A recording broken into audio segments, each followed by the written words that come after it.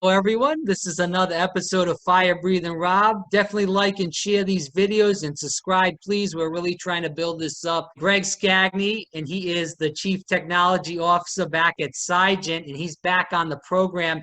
And he's done 2 interviews with us, and people seem to respond and really enjoy the information that he spreads. I know I have, and I've learned a lot about cyber in general and about passwords and all kinds of stuff. So Greg, firstly, thanks so much for coming back on. We greatly appreciate the time. No, you're welcome, Rob. Anytime. I enjoy doing this. So, All right. So, Greg, we're going to talk about this with the election coming up in November. We hear about the mail-in ballots. We hear about, every election cycle, it seems, where, people can't vote, votes get thrown away, and there's this talk of voter fraud now. So there's all these things in the mix right now. And I'm thinking, and you're a technology guy, so I want to ask you these questions rather, and that's what we're trying to get into. Why can't we vote online? Is there a safe way where we can vote online with this security? And I hate to even ask you this because we look at yeah. governments in the state of Florida and every state in the country with the unemployment system and how it's been hacked and people aren't getting their money and there's all different discrepancies with that. So I kind of feel what your answer is going to be. But what do you think about this, Greg? As far as voting online, will it be safe? Will it be something down the road that we can kind of check into and get into? Good luck. So, I mean, one of the things that we do, is, at least my company does, is we do defensive cybersecurity for elections offices. We have several clients that are elections offices. So, the election process is different than most any other thing you're going to do online, right? Difference is, people say, well, I can put my bank account in, I can bank online securely, I can pay my bills online securely. Well, why can't I vote? Well, there's two different premises that come along with voting versus doing those other things. The first thing is when you go to bank, when you go to pay your bills, you go to do that kind of stuff, you're identifying who you are, right? So it's based on your identity, that you can prove who you are so you can get into those accounts and do those things. And there's some form of reversibility to that too. Again, you're having trouble with that with your unemployment, but if something does go wrong, people can go in and kind of fix those things. Well, there's two things about the elections that go against both of those things. One's elections are supposed to be anonymous, and two, they're irreversible, right? So being able to do that online safely, we're just not there yet. I could share a screen, but if you just look at, I talked about last time when I was on a show, things like vulnerabilities. People just don't keep their things patched, and I guarantee most people voting are going to try to vote online, have devices that are vulnerable. Could you imagine the chaos that's going to ensue if someone is able to attack those vulnerable devices and change people's votes or vote for them or things like that? So that makes it very, very difficult. I can't talk about all elections offices. I can just tell about, I can't even talk about the specific ones that we deal with, but in general, the ones we deal with, they have processes in place. The ones that we deal with, we've vetted their processes from a cyber perspective, from a risk perspective, to every conceivable way that someone can come in and change votes, and it's relatively difficult, especially here in Florida.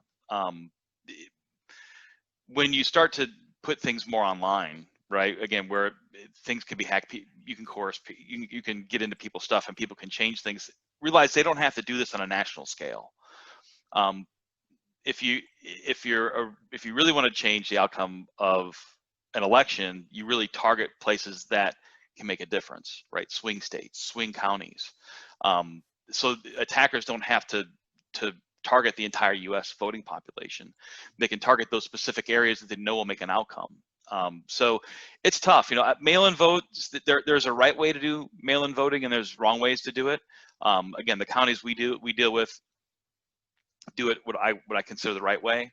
And that's verifying the identity of the people who are getting the ballots, making sure those ballots come in, they track the outside of the ballot, making sure that it comes from the person. They validate signatures on the outside of the envelope of the ballots, and once the ballots are opened, they're anonymous, so they can still have an anonymity part of the election, but still verify that yes, we did send a ballot to this address.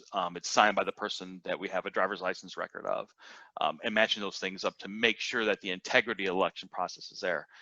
That gets it's exponentially more difficult when you try to move that to doing it online, right? Or with counties that just want to mail out ballots and have people send them back in. That's going to be ripe for fraud. Anytime you can just send something in, it's not authenticated, right? So you try to take the voting process and put it in a cyber world, right? Doing those voting processes where they're unauthenticated, where there's no way to prove who's doing what. That's going to be ripe for fraud. That, there was a young teenage girl in Florida that hacked into an election system, and they do this apparently in Las Vegas every year, where I was there. Oh, okay, you I were was there. there. Yeah, it was at a hacking conference Right. called DEF CON. And what they did, you got to realize that the news, especially when it comes to elections, and I try to get on the news as much as I can talking about security from a truthful standpoint, but it's a sensational topic. If they would have told you the truth in the headline, what happened is they set up a website that mirrored a elections office and purposely left it vulnerable so people could find those vulnerabilities and hack into them. That's not as sensational as a story, right? So it didn't take any real, I'm not saying that it wasn't cool what she did, being that young and being able to do what they did, but it wasn't anything that really replicated what is actually part of, sorry about the camera, but part of that elections office that they pulled that from. They purposely made it vulnerable so someone can hack into it. Then that's what they do at these conferences. These conferences, things like DEF CON and Black Hat, the hackers get together and we're there to learn from each other. So they put up hacking villages. They put up villages, again, the election hacking village, the ICS, the industrial control system hacking village, the Bluetooth hacking village, the wireless hacking village, and people go there to look at how attackers are taking control of these systems and exploiting them. And that was part of that. So this election hacking village had this website that was purposely left vulnerable, and that's what she did. They said it was a replica, but it wasn't a replica of the actual voting systems. And that's what people really need to realize, that the voting systems, the things that actually count votes, are very much separate from the website of an elections office. Even the websites that tally up the votes in the end are not part of the systems that actually count the votes. Now, with that being said, there are voting systems that have vulnerabilities. As a matter of fact, most of them do. And that's a problem. We've been saying for years that, these systems, they're supposed to run offline, but there are ways with some coordinated insiders that those systems are vulnerable to attack.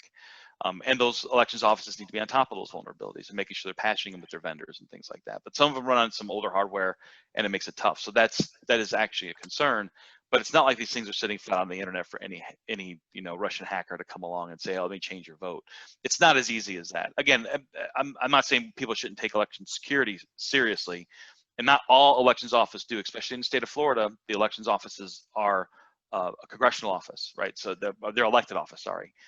So each supervisor election is elected by their county. That's part of the voting process you go through.